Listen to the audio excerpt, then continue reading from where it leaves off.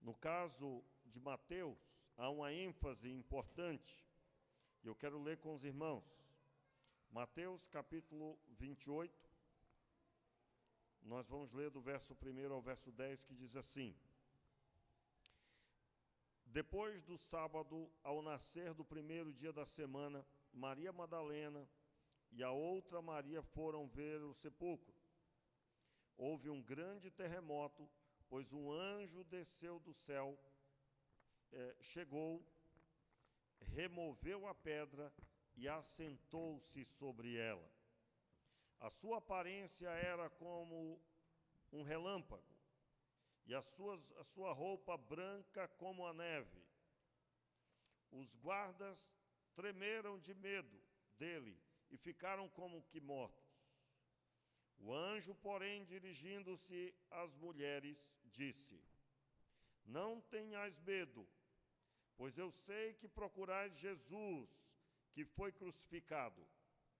Ele não está aqui, já ressuscitou, como havia dito. Vinde ver o lugar onde ele jazia. Agora ide imediatamente e dizei aos discípulos que ele ressuscitou dentre os mortos e que vai adiante de vós para a Galileia. Ali o vereis. Ora, eu vos tenho dito. Saindo elas apressadamente do sepulcro, com temor e grande alegria, correram e anunciá-los aos seus discípulos. De repente, Jesus lhe saiu ao encontro, dizendo: Salve! Elas, aproximando-se, abraçaram os seus pés e o adoraram. Verso 10, todos nós. Então Jesus lhe disse: Não temais, ide dizer aos meus irmãos que se dirijam para a Galileia e lá me verão. Vamos orar? Meu Pai, tenha misericórdia de nós. Nos abençoe, Senhor, e que absolutamente tudo quanto o Senhor deseja fazer na nossa vida seja realizado. Sim, Senhor, nos abençoe, que seja, Senhor, o Teu nome glorificado nessa noite, em nome de Jesus. Te agradecemos, Senhor, por todas as coisas que o Senhor tem conferido a nós, em especial, Senhor, a vida. Sim, Senhor, no nome de Jesus. Amém e amém. Meus irmãos, o texto de Mateus, a ênfase do texto de Mateus, o Evangelho de Mateus, é trazer a mensagem de Jesus como o rei esperado, o rei que estava por vir, o descendente de Davi, aquele que se assentaria no trono de Davi, e diferente do trono de Davi, que encerrou-se, o seu reinado não teria fim. Aí, é claro, eu estou usando as palavras do anúncio do nascimento de Jesus, quando Maria o viu pela primeira vez. Ele, na figura do reino de Davi, seria o seu reinado. E é claro, isso não é por acaso, pois a obra de Deus na vida de Davi apontava para a mesma obra que Jesus faria, só que agora espiritualmente. Davi venceu todos os seus inimigos. Todos os inimigos de Israel estavam subjugados, havia absolutamente paz, mas foi 40 anos em que se deu o seu reinado e 40 anos de batalha. O histórico de Davi é o reino que aponta para o reino celeste, pois o reinado de Jesus é um reino de paz. Jesus morreu para trazer a paz. No domingo passado, nós falávamos sobre o Espírito Santo, no texto de Romanos, que o Espírito de Deus, ele vai gerar vida e paz, ele vai manifestar vida e paz dentro do coração do crente. Você que aceitou a Cristo como Senhor e Salvador, o Espírito Santo veio morar dentro de você, e ele tem uma missão. Ele vai manifestar vida e paz no seu coração. Muito bem, mas essa vida e paz que o Espírito Santo confere, ela só foi possível porque Cristo venceu a morte. E Ele manifestou essa vitória na ressurreição. Deus, o Pai, o ressuscitou. Aliás, a figura, o entendimento de que Jesus, Ele ressuscitou pelo Pai. Foi o Pai com seu poder que o ressuscitou. E isso é o entendimento adequado que nós precisamos. E nessa noite eu quero falar pelo menos de duas realidades que você precisa conhecer para desfrutar da ressurreição. A ressurreição não é um fato para ser celebrado um dia do ano. A ressurreição, ela deve ser celebrada todos os dias. E essa celebração se dá pela manifestação do seu êxito.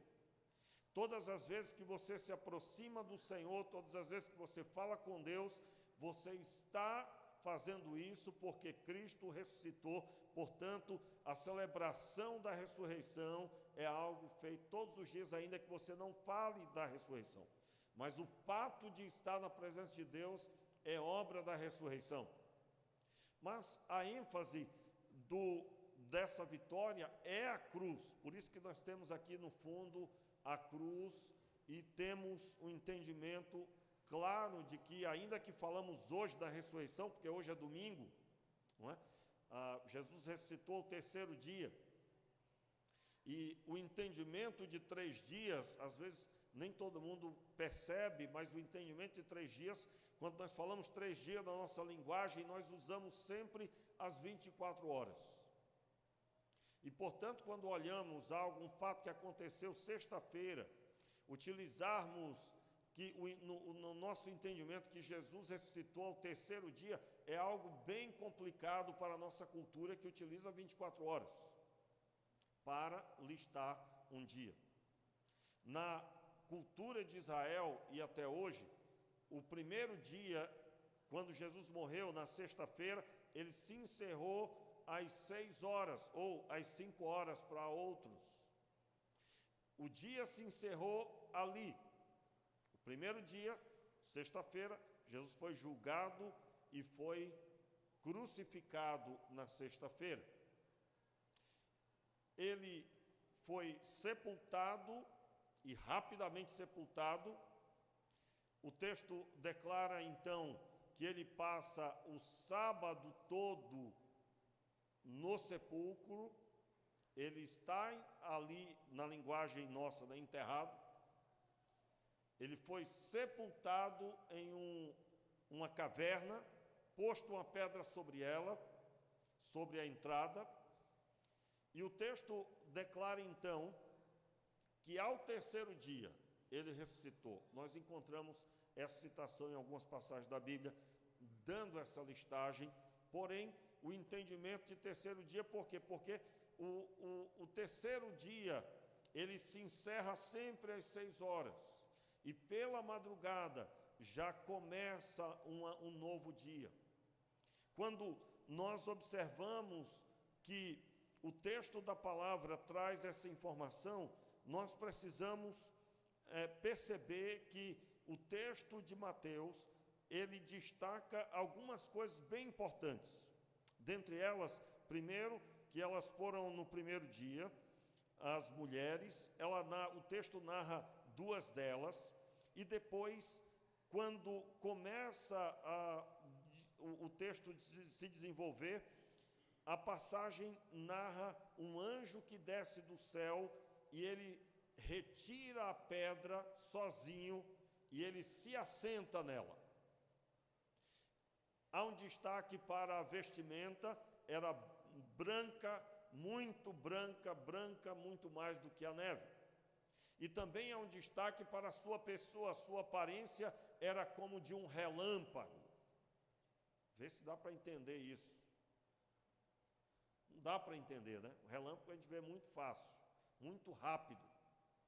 Mas o texto está dizendo que era algo inigualável a aparência, inigualável. Nunca ninguém viu. E houve um impacto tão grande sobre a vida dos guardas que estavam ali guardando o sepulcro, porque os romanos haviam ordenado que deveria ser feito assim a pedido dos judeus, dos religiosos. Eles então colocaram guardas ali que iriam se revezar. Eram pelo menos 4 grupos de 4 soldados, pelo menos. E o texto da palavra diz que esses soldados que guardavam ali aquele local, temendo que os discípulos fossem ao sepulcro para retirar o corpo de Jesus e então divulgar que ele ressuscitara, eles ficaram como que mortos. Recentemente foi lançado um filme cujo nome é Ressurreição, se eu não me engano esse é o nome, e eu achei bem interessante a narrativa sobre esses soldados. Eles receberam dinheiro, e realmente o texto vai mostrar isso, não aqui, mas em outra passagem. Eles receberam orientação para dizer que o corpo de Jesus foi roubado pelos seus discípulos, mas no filme eles, pelo menos um deles que é encontrado, que eles são debandados, em outras palavras, né?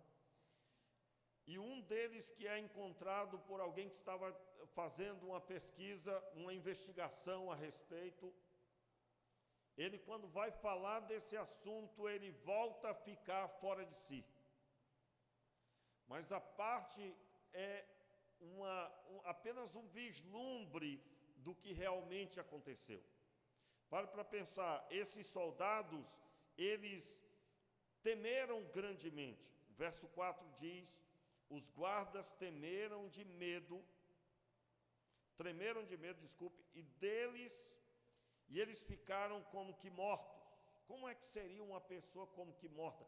Eles não respiravam direito, eles estavam paralisados com a imagem, com o acontecimento, com a aparência do anjo. Agora, me chamou a atenção ao ler a passagem, porque o anjo trata eles como se eles não estivessem ali. O anjo não fala absolutamente nada com esses soldados. Não fala absolutamente nada. Veja o verso 5. O anjo, porém, dirigindo-se às mulheres,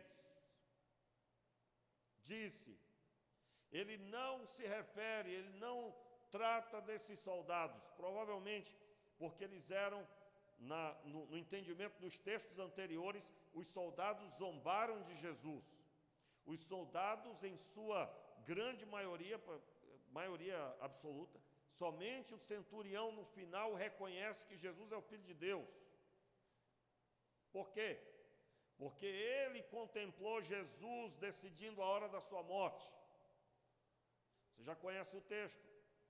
Jesus, ele declara, nas tuas mãos entrego o meu espírito. Pai, em tuas mãos entrego o meu espírito. E tendo dito isso, então, ele padeceu. Ele morreu. Aquele homem, aquele centurião, nunca viu alguém que decidisse a hora que o seu espírito saísse. Ele viu a primeira vez. E ele também viu ao redor que todo o ambiente estava modificado, o clima estava modificado, escureceu completamente o local que eles estavam. Meus irmãos, a hora era às 3h da tarde, era a hora do sacrifício no templo, no sacrifício do cordeiro expiatório, às 3h da tarde. Na verdade, havia 3 sacrifícios, um 9h da manhã, outro meio-dia, outro às 3 da tarde. Foi às 3 da tarde que Jesus morreu. Portanto, deveria ele sim entregar o Espírito a Deus às 3h da tarde, porque a vida, quem decidiu entregar foi ele mesmo. O Pai o enviou. Ele mesmo declara em outra passagem, eu não ninguém a tira de mim, ninguém tira a vida de mim, eu mesmo espontaneamente a dou. E aí vem o motivo porque esse é o maior evento sobre a terra, o maior evento. Por quê? Porque ele fez isso para expressar o amor a cada um de nós, mas esse amor não é um amor de palavras. O próprio escritor Paulo, escrevendo aos Romanos, ele declara assim: por acaso alguém pode até dar a vida pelo bom, mas não pelos maus, em outras palavras. Por alguém que seja muito gente boa, alguém pode até dar a própria vida. Mas Deus prova o seu amor para conosco. Paulo diz em Romanos 5:8. Mas Deus prova o seu amor para conosco, tendo Cristo morrido por nós, sendo nós ainda pecadores. Vamos ler juntos esse texto, é possível? Romanos capítulo 5, versículo 8. Mas Deus, aqui na tela juntos, mas Deus prova o seu próprio amor para conosco, pelo fato de Cristo ter morrido por nós, quando ainda éramos pecadores. Ele deu o seu Filho, santo, unigênito, único Filho, para morrer por pessoas más, por pessoas pecadoras, todos nós. Então, o Pai faz isso, eu gosto sempre de lembrar isso. Quando você encontrar alguém dizendo, olha, certamente Deus não existe, porque como é que o mundo está desse jeito? Quando você encontrar alguém dizendo isso, não se esqueça de dizer a ela, Deus existe de tal forma, Deus existe de tão grande forma maravilhosa, que Ele deu o seu Filho para morrer por nós, justamente para o mundo não ser desse jeito que está aí. Aí, provavelmente, a pessoa vai dizer, então por que o mundo está assim, já que Deus fez isso? O mundo precisa ouvir a mensagem e se sujeitar a Ele que provou o seu amor para conosco. Absolutamente. Por isso que nós devemos pregar o Evangelho, mas essa pregação tem que ser com a nossa vida extremamente firmada na fé em Cristo, em Jesus. Então, o texto da palavra declara que o anjo se direciona às mulheres. E aqui eu estou fazendo menção delas que estavam sempre com Jesus. A conduta dos soldados não era de fé, como já disse, na sua maioria pelo contrário. Então, o texto diz, o anjo diz a elas, não tenham medo, pois eu sei que procurais a Jesus que foi crucificado. O versículo 6, então, ele diz, ele não está aqui, ele ressuscitou, como havia dito. Note aqui uma coisa importante, ele ressuscitou como havia dito, versículo 6 especificamente, vinde ver o lugar onde ele está. Por que o anjo diz isso? Porque precisava, para a boa nova acontecer, completar a boa nova, era necessário que as pessoas tivessem a convicção de fé. Elas precisavam ter a convicção de fé, os discípulos precisavam da convicção de fé. Sem convicção de fé não há vida conectada com Deus. E aqui eu quero deixar claro, quando nós falamos em crer em Deus, falamos da forma bíblica. Qual é a forma usual da cultura local? Todos nós já usamos essa. Quando falamos assim, eu também creio em Deus, a pessoa quase sempre está dizendo que ela acredita que Ele existe. Mas crer de forma bíblica significa que você crê de tal forma que se submete. Crê de tal forma que faz conforme está escrito. Conforme está escrito na palavra de Deus. Muito bem.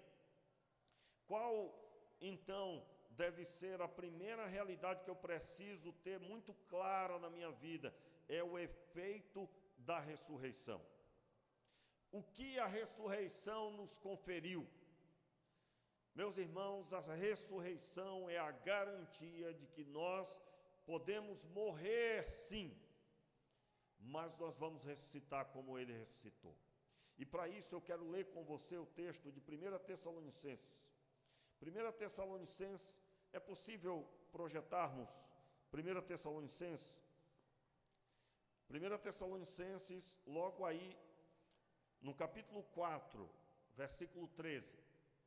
1 Tessalonicenses, vamos ler aqui na tela.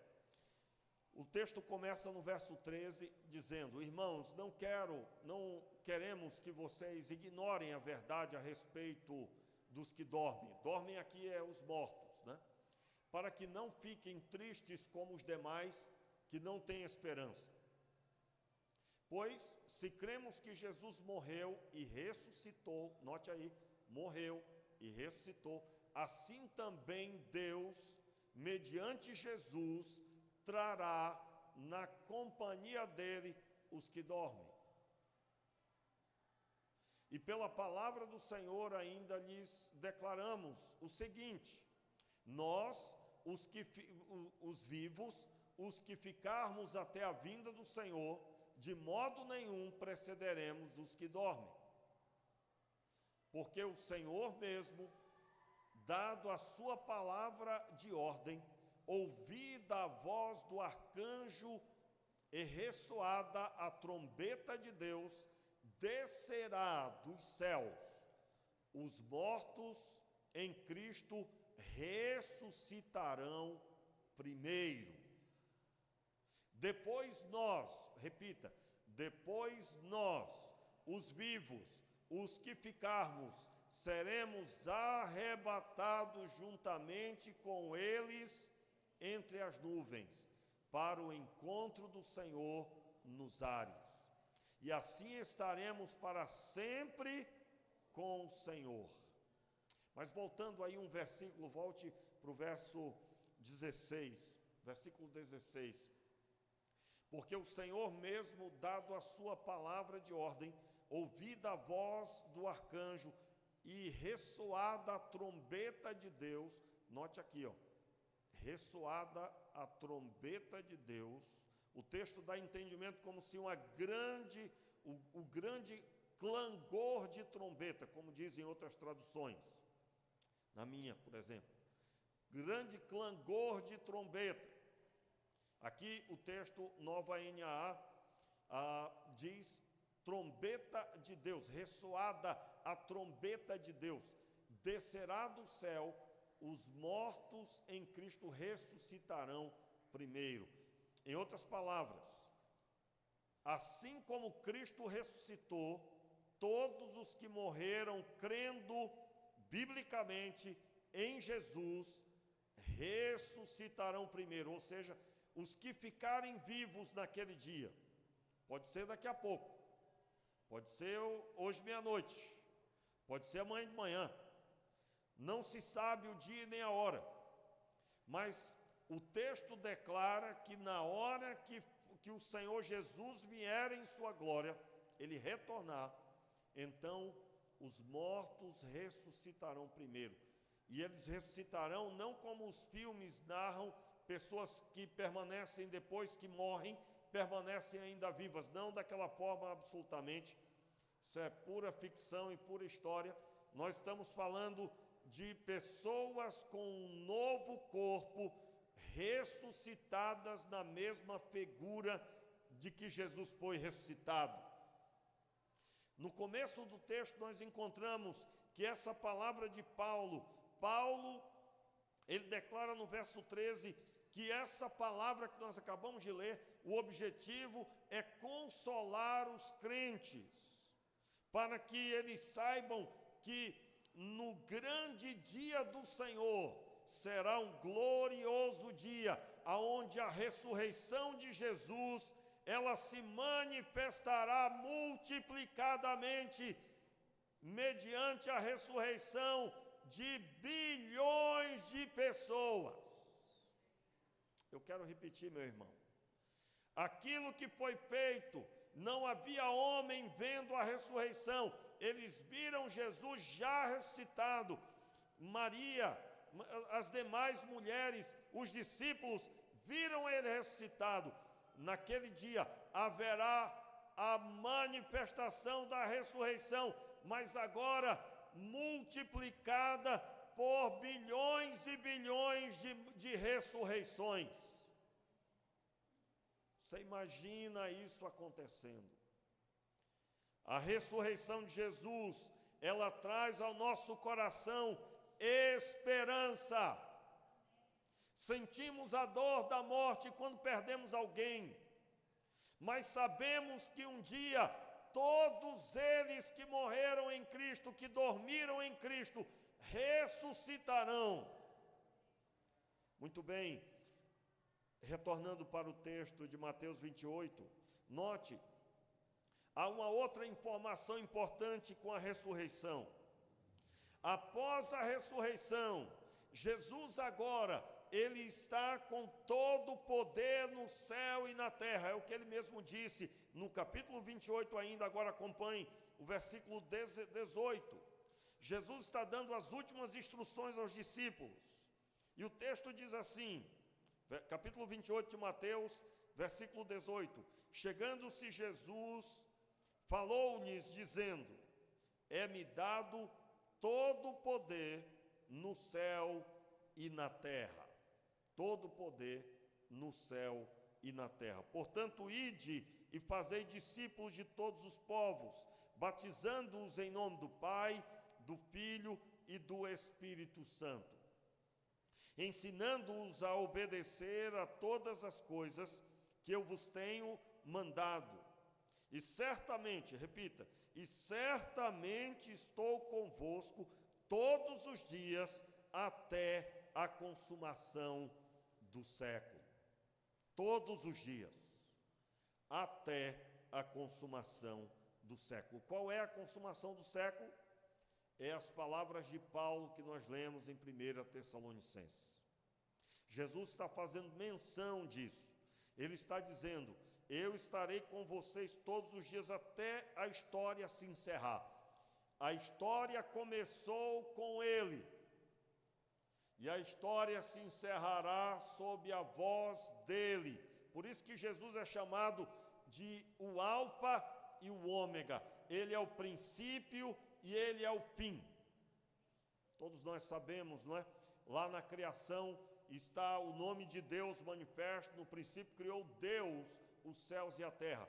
No texto original, no princípio criou Elohim, que é a palavra Deus com plural. E quando o texto mostra, não está ali a pessoa de Jesus, até porque ele não conferia, não era dado a ele o nome Jesus. A palavra Jesus é o nome dele nascido na terra. No Antigo Testamento, ele é o Filho de Deus. Ele é o Verbo, que no Novo Testamento se fez carne. Verbo ali no original, ele é a palavra. E aonde está na criação a palavra?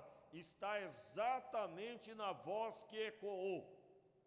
Quando o texto de Gênesis 1 diz que é dito, haja luz e houve luz, foi a voz do Filho, foi a voz do Verbo vivo, que veio a ser feito carne no Novo Testamento. E aí, é claro, eu estou falando do Evangelho de João, no capítulo 1. E o Verbo se fez carne, versículo 14, e habitou entre nós, e vimos a sua glória como a glória do unigênito do Pai. No princípio era o Verbo, e o Verbo era Deus, e o Verbo estava com Deus. Todas as coisas foram feitas por meio dele, e sem ele, nada do que foi feito teria sido. Então, o Evangelho de João, isso era um entendimento comum para os estudiosos, os tradutores, era muito claro esse entendimento, aonde a voz que ecoou foi a voz do Filho, e o plano da criação é oriundo do Pai. Então, quando nós observamos isso, Deus criou o homem, entregou a terra ao homem, mas esse homem pecou. E agora na terra ecoa também, claro que absolutamente de forma falha, mas audível ao pecador, que é a voz das trevas. Quando as trevas se manifestaram através da serpente e Adão e Eva cometeram pecado, eles estavam permitindo ao governo deles, agora esse governo estava maculado pelas trevas. Eles não deram ouvidos à voz de Deus, que disse a eles para não tomarem do fruto, o fruto da ciência do bem e do mal. Mas quando eles fizeram isso, eles macularam o seu governo. Agora eles que receberam a orientação de Deus, capítulo 1, a partir do versículo 26, vocês vão encontrar claramente o Senhor dando tarefa ao homem. O texto diz então que ele deve dominar sobre toda a terra, sobre os peixes do mar, sobre as aves do céu, sobre toda a terra o homem deve governar. Mas quando o pecado entra, esse governo agora está sob trevas. E é isso que Jesus veio consertar. Ele agora é o segundo Adão, e ele vem nascido na terra, nascido de mulher, concebido pelo Espírito Santo. Ele então vai caminhando e vai caminhando fiel a Deus. Ele resiste no deserto, ele tem o seu ministério e ele manifesta a luz aos homens. Ele é a luz. Ele manifesta o pão que desceu do céu. Ele é o verdadeiro pão que desceu do céu. E ele então vem para enfrentar o que destruiu os homens. Satanás trouxe morte aos homens. Os homens agora estão em trevas. E então, quando a palavra mostra o feito de Jesus, está nos mostrando que a ressurreição, ela trouxe o conserto do governo de Deus, através do homem. E aí agora, é claro, eu não estou falando da mesma linguagem do Antigo Testamento, mas eu estou falando de que o homem agora, ele sai das trevas e ele agora é colocado na luz pelo próprio Jesus. E quando ele ressuscita, ele está agora sendo o primeiro e o principal a ter autoridade e autoridade total. E eu quero reler o verso 18 mais uma vez.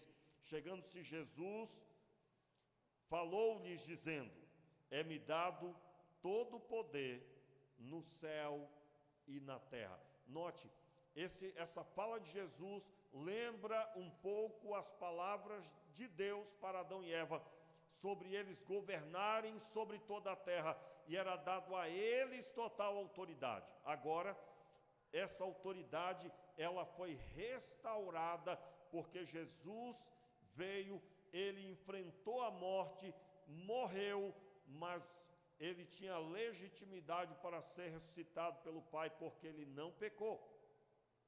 A morte só podia segurar quem estava sob o legado do pecado, sobre as trevas que pairavam sobre todos os homens. Ele ressuscita e agora ele declara aos discípulos, só que agora, diferente de Adão, ele tem o poder espiritual sobre a terra, totalmente estava nas mãos de Jesus. É-me dado todo o poder no céu e na terra. Agora, note, eu quero que você saia daqui hoje com isso muito claro na sua vida. Vamos entender melhor um pouco sobre isso. Eu gostaria que você rapidamente abrisse no último capítulo de Marcos, capítulo 16 de Marcos. Você vai encontrar a mesma narrativa a partir do versículo 15. Jesus diz: ide por todo o mundo e pregai o evangelho a toda criatura. No entanto, depois que ele dá essas orientações semelhantes ao que ele dá em Mateus, no texto de Mateus, o versículo 19 declara, todos estão comigo? Amém, queridos? Marcos capítulo 16, verso 19. Depois de o Senhor lhes ter falado, foi recebido no céu, assentou-se à direita de Deus. Repita, foi recebido no céu e assentou-se à direita de Deus.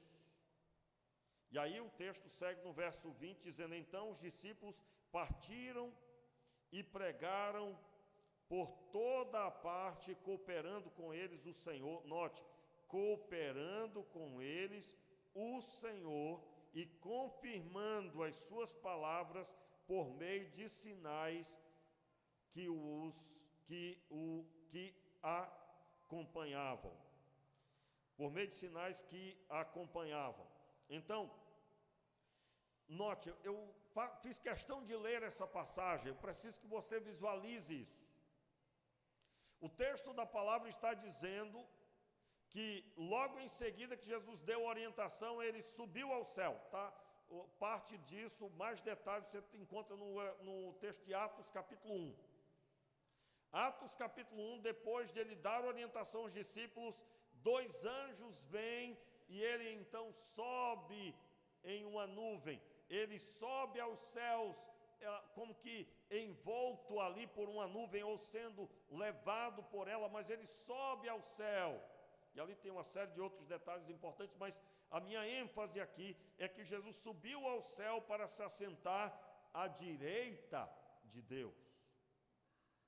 Você vai encontrar nos reis antigos, e principalmente na época de Jesus, principalmente na época dele, porque essas palavras tinham significado para quem ouvia. Nós não vivemos mais nessa linguagem de reino, portanto nós precisamos extrair do texto o que significava para quem ouvia pela primeira vez. Imagine o apóstolo Paulo dizendo isso, e então ele se assentou à destra de Deus. Talvez para você não tenha sentido, mas para quem ouvia na época onde reinos era algo comum, tinha todo sentido. Ele se assenta à direita de Deus. Quem ficava à direita dos reis? Você vai encontrar 2 explicações, normalmente. Ficava à direita dos reis o seu general, que era o seu principal homem de todo o seu reino. Vocês vão encontrar 2 explicações. General, que comandava todo o seu exército, ou o seu filho, que iria sucedê-lo. Ficava à direita. E à direita, porque em sua maioria as pessoas utilizam a mão direita. Me recordo, quando eu era pequenino, isso eu me recordo, porque eu peguei alguns cascudos, né? Eu queria usar a mão esquerda, e aí meu pai dizia, não, a mão direita. Quem aqui já viu essa história? Já viveu essa história aí? Né? Hoje em dia eu não sei como é que é mais, acredito que os cascudos não vai rolar mais, né? Mas eu me lembro, rapaz, a minha mãe corrigindo, menino, e aí eu comecei a escrever com a mão direita, né? Mas isso é uma questão lógica que pode acontecer com qualquer pessoa e não tem nenhum problema você escrever com a mão esquerda, não há absolutamente nenhum problema. Eu só quero dar destaque que a maioria das pessoas utiliza a mão direita. E isso na linguagem de rei significava que ao lado dele, ao lado do rei, está aquele que tem toda a autoridade para manifestar o que for necessário para que o reino prospere. E é isso que quando alguém ouvia e entendia na época de Jesus, Jesus se assentasse à direita de Deus, significava exatamente o complemento. Note, o entendimento de Mateus, versículo 18, capítulo 28, verso 18, quando ele diz, é-me dado todo poder no céu e na terra, para entendermos Jesus assentado à destra do Pai, eu preciso somar esses textos. Porque em um ele está dizendo, é-me dado todo o poder, e no outro, no mesmo momento, na mesma narração dos fatos, há uma ênfase no caso de Marcos, aonde ele está agora sentado, com esse poder completo, total, ele está sentado à destra do Pai. E aí vem o entendimento também, preste bem atenção, meus irmãos, é algo simples do que eu estou pregando, mas poderoso para as nossas vidas. Quando Jesus ensinou em João 14, quando ele ensinou os discípulos que eles deveriam orar ao Pai em seu nome, pedir ao Pai em seu nome, e o que eles pedissem em seu nome seria concedido, Jesus estava treinando os discípulos para que quando ele se assentasse à destra do Pai, e os discípulos orassem a Deus em nome de Jesus. Orar a Deus em nome de Jesus significa que você está pedindo ao Pai, por mérito de Cristo, que Ele ouça a sua oração. Você está dizendo a Deus, aliás, irmãos, como isso é importante para a nossa vida espiritual. Você já viu aquelas pessoas que oram e um milagre acontece, a pessoa parece que fica meio soberba, meio altiva, fulano é uma pessoa usada por Deus, e aí você ouve falar que um ou outro ficou meio cheiozinho. Quando ela orou por alguém sendo curado, e aí ela, eu orei e a pessoa foi curada. Meus irmãos, como esse entendimento corrige os corações. Porque o entendimento do que eu estou pregando, quem é que tem todo o poder? É o crente? Não. Quem tem todo o poder no céu e na terra é Jesus. E Ele só profere essa palavra porque Ele ressuscitou. Ele venceu todos os inimigos. E Ele se assentou do lado do Pai, do lado direito. Ele é o braço de Deus na terra. Então, quando você ora, pedindo a Deus, em nome de Jesus, Pai, eu te peço, cura-me, em nome de Jesus. Meu irmão, você é para se encher de humildade quando você for curado. Porque Deus ouviu a sua oração por mérito daquele que ressuscitou. O mérito é dele. Quem tem todo o poder é Ele. Mas por graça e misericórdia Ele ouviu as suas palavras. E que graça e que misericórdia na manifestação da vitória de Cristo na cruz do Calvário. Na manifestação da ressurreição. Então, em primeiro lugar, nós estamos consolados porque nós cremos, assim como Ele ressuscitou, nós ressuscitaremos se tivermos partido dessa terra, nós ressuscitaremos naquele dia, e se ficarmos vivos, nós vamos contemplar a ressurreição dos que creram. Mas em segundo lugar, meus irmãos, e último, eu preciso caminhar todos os dias sabendo o que foi que aconteceu. Ele estabeleceu a vitória completa para que você vá e volte nas suas indas e vindas com essa manifestação poderosa, que é a manifestação de Jesus na sua vida, manifestando o que Ele conquistou na cruz do Calvário, o que Ele conquistou na ressurreição. Meu irmão, quando você passar por aquela porta hoje, saia sabendo que tudo isso foi feito para gerar em você a restauração da sua vida em Deus. Você que talvez está aqui hoje e você não consegue se ver como alguém que Deus ouve a oração, meu irmão, você entenda, é por mérito de Cristo que conquistou, e Ele dá esse mérito, Ele manifesta o resultado do mérito na vida de todo aquele que crê. Por isso, a ênfase, e eu encerro, toda essa realidade espiritual, ela é o projeto de Deus se manifestar na vida das pessoas. Meus irmãos, hoje à tarde, buscando a Deus, para esse momento, eu estava lendo um autor, e ele falando sobre a missão da igreja, a missão da igreja. Meu irmão, a missão da igreja 3 alvos que a igreja deve ter. E aquilo me impactou.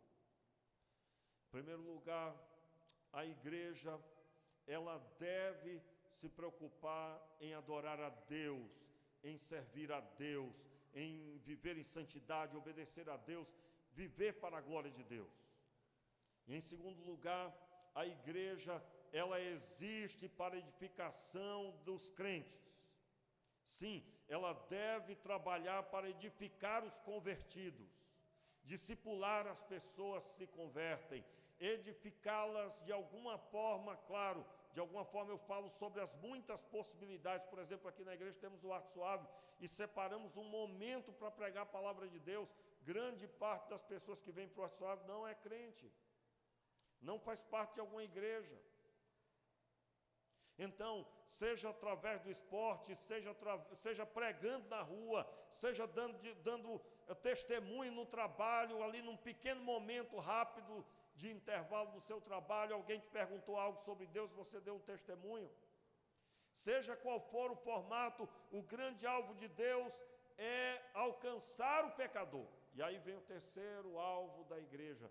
A igreja deve viver, em primeiro lugar, para servir a Deus, obedecer a Deus, para a santidade, para viver para a glória dele, mas deve ter a responsabilidade de edificar os convertidos, recebê-los, discipulá-los, dar a eles ensino, a igreja.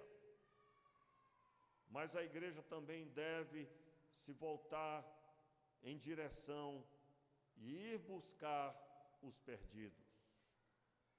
O grande problema, meus irmãos, é que muitos não estão vivendo dessa forma. Agora, antes que você confunda, né? Nós estamos falando de marcar um evangelismo no bairro, podemos fazer, não há nenhum problema. Mas, principalmente, o texto está falando sobre o ide e pregai o evangelho a toda criatura. Essa missão é de todo crente, aonde ele está existindo. Essa missão é de todo crente.